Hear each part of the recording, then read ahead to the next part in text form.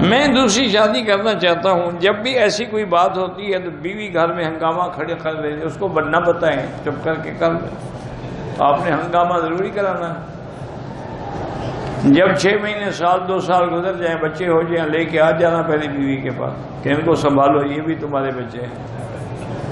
اللہ کے بندے، بیویاں جھگڑا کرتی کوئی نئی بات، اس کا بھی کوئی طریقہ ہے کہ اس کو زبان بند کی جائے۔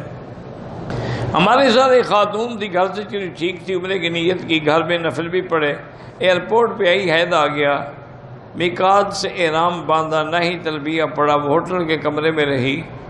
بہرحال اگر اس نے اپنے کمرے میں 2 رکعت بھی پڑھے تھے، نیت بھی کی تھی، لبیک بھی پڑھی تھی، وہ کافی ہے، پھر میقات سے پڑھنے کی کیا ضرورت ہے؟ وہ تو اپنے گھر سے پڑھ کے آ رہی ہے۔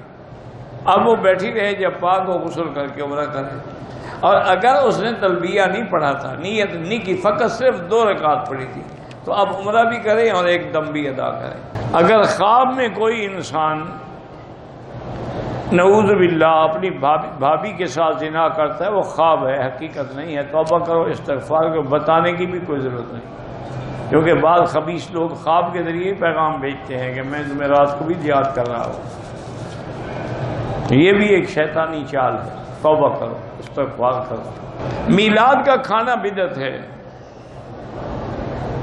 قریبی رشتہ دار ہو یا کوئی ہو، نہیں جانا چاہیے، چونکہ آپ نہیں جائیں گے تو ان کو ہدایت ہوگی نا۔ اگر آپ خوشامد کر کے شریک ہوتے رہے تو وہ کیوں چھوڑیں گے؟ تبلیغ کی نیت سے جائیں میلاد میں، پہلے کبھی کیا ہی ہے تبلیغ تم نے ان کو؟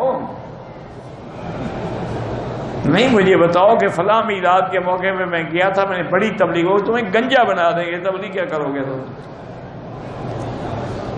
اتنا ماریں گے کہ بال بھی نہیں چھوڑیں گے۔ تم ان کی مجلس میں جا کے تبلیغ کرو گے؟ تبلیغ اکیلے کی جاتی ہے، طریقے سے کی جاتی ہے۔